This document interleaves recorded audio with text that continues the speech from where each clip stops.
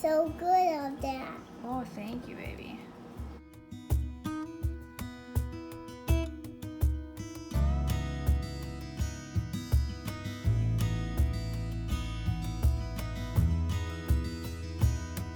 Hey sweet friends, welcome back to my channel. Today's video is much more different than anything I've really ever shared on here. Today's video I'm going to be sharing with you how I make elderberry syrup. I am so excited to share this with you. I've been making elderberry syrup for over 3 years, and it's just something that I use for my family daily as an extra vitamin on top of our normal vitamins. And then it's also something I use when we have a cold or the flu or other sicknesses. This is something that I am always giving my family, and I truly believe that it has helped us so many times. So there are so many benefits to elderberry syrup. It is crazy how many benefits there are.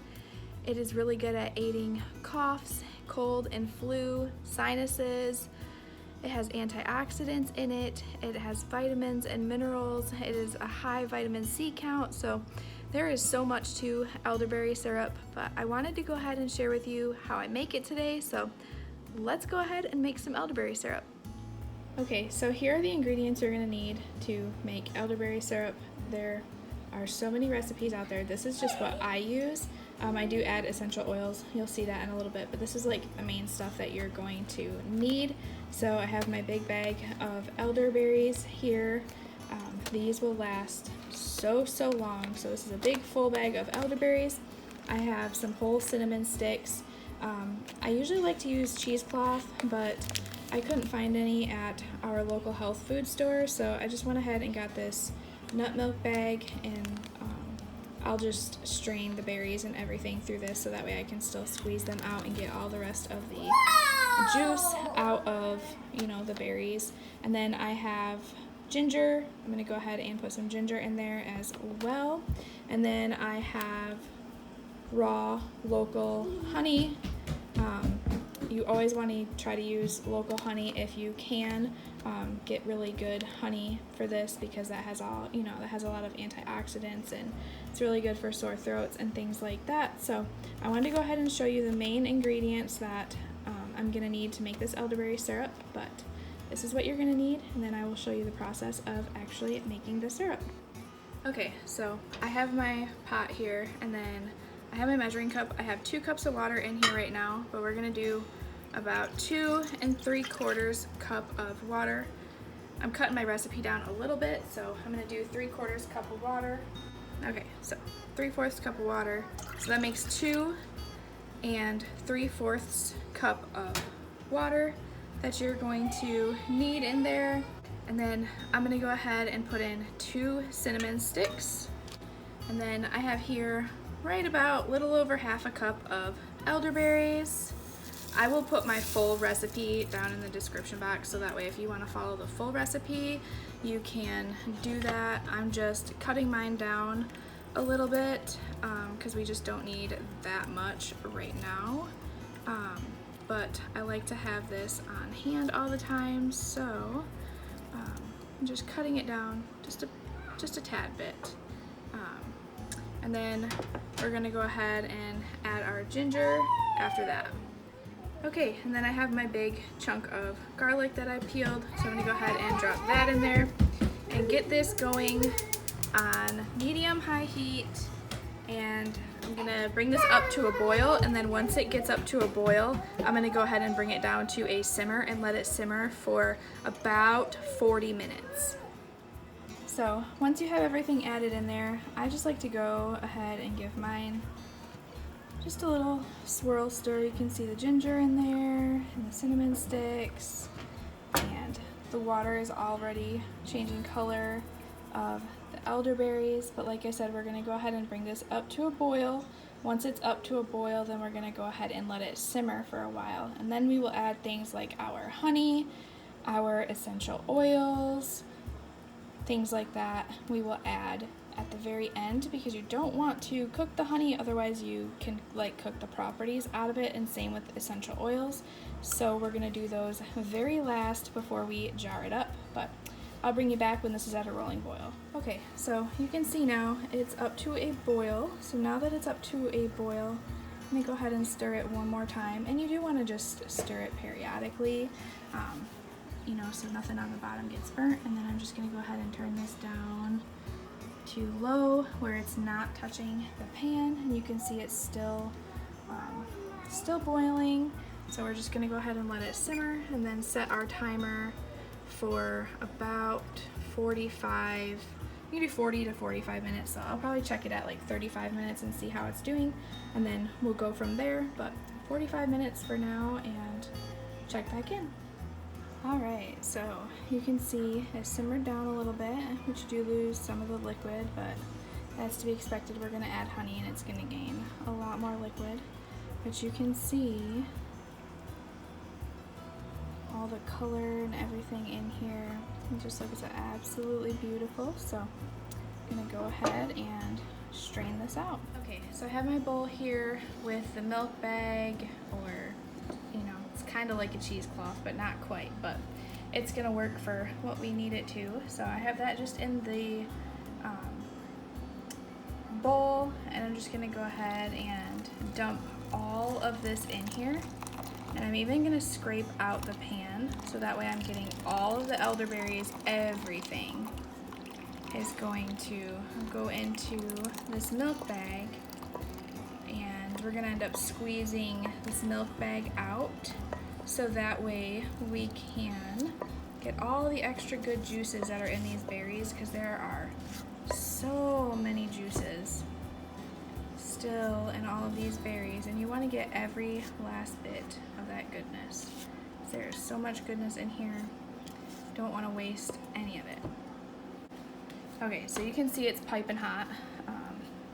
You definitely don't want to go squeezing right now, but you can go ahead and lift up the bag out of the liquid.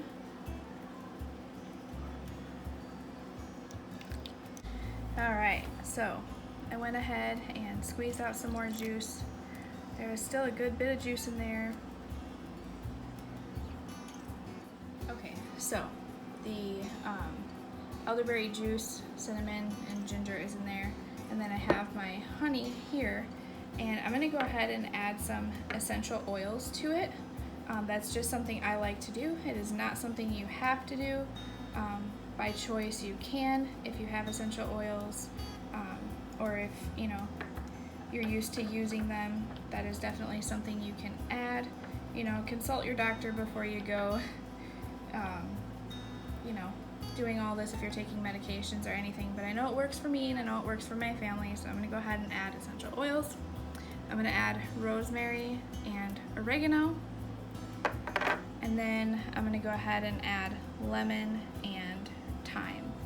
And all of these oils are gonna come together really nicely and give us some good properties to add to the elderberry syrup. Of course, you could always boil some lemon rinds or orange rinds or even pieces of lemon or orange in your mixture if you wanted to. I just have essential oils today, so I'm using that. Just gonna go ahead and put a few drops of lemon. I'm not gonna go crazy on the essential oils, but I do want there to be some of them in there. So I'm gonna go ahead and do that. Next, I'm gonna come in with some rosemary.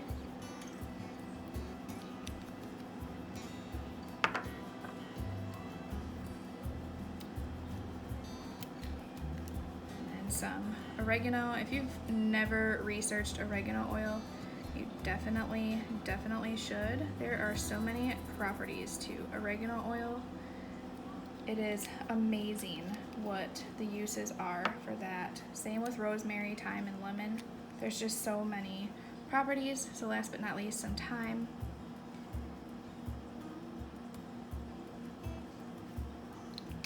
Again, I didn't go crazy with the oils. I just did a few drops of each. One thing I want to show you guys, when you're working with essential oils, choose a company that you know and trust, and that you feel is going to be safe upon doing your research. I do have doTERRA oils. I've used doTERRA for a long time. These are oils that I've had. I also use Revive. Revive is my go-to now just because they're not an MLM company, they're not a multi-level marketing company. And I like that, plus their oils are directly to you. They're not paying a distributor, so their oil prices are a bit cheaper. But you can see here on the essential oil bottle for aromatic, topical, or dietary use. That's something you want to make sure that you're looking for in your oils, is that you are able to use them internally, like all of the doTERRA oils. Sorry if I can get it to work right. It says right here, for internal use, dilute 1 drop into 4 fluid ounces. I'm not really sure why that's not, there we go, why it's not picking it up. All the doTERRA ones say that, you know, so that's just something you want to look for when you're working with oils and things like that, is that you make sure, you know, you're doing your research and you know that they're going to be safe for internal consumption. And again, always consult your doctor before doing this. If you're taking any medications or if you don't know a lot about essential oils, please, please, please do your research. I can't say that enough. I have worked with essential oils for 10 years, so I am pretty familiar with what I am comfortable using them with and for. So that's just, you know, something, like I said, I know works for me and my family, and I've researched my oil companies to make sure I'm safe with them. But your kitchen, your rules, your family, your rules, but just make sure that you're being safe with it is my, you know, biggest thing I have to say. But I'm gonna go ahead and stir these oils into the honey, getting them good and combined. That way throughout the syrup, you're gonna get all of them good properties of the oils. So once I combine them, I can go ahead and bring my syrup over here. And then I'm just gonna go ahead and empty the honey into the bowl as well. You can see little pieces of honeycomb in there. That is totally fine. It's edible honeycomb. It's not gonna do anything but give you a little bit of extra oomph in there. Make sure I scrape out my jar because I want every last bit of that goodness. There's so much in here that is just wonderful. And I share this with you guys because something I have been wanting to do more of is more, you know, natural medicines, learning what plants are edible and medicinal, and, you know, just looking at all the properties of that kind of stuff and just using more natural remedies for colds and flus and your basic things instead of over-the-counter medications.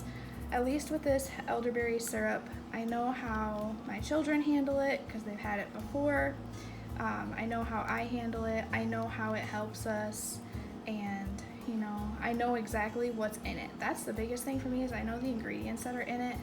I know that there's no synthetic dyes, there's no fragrances, there's no preservatives, which that's one big thing about this elderberry syrup, is it does need to be in the refrigerator. You want to go ahead and keep it cool and keep it refrigerated, because, you know, it is all natural ingredients in here. You got raw honey in here, and you want to make sure that it stays cool so that way no bacteria builds up, and it's good in the fridge for about 3 months.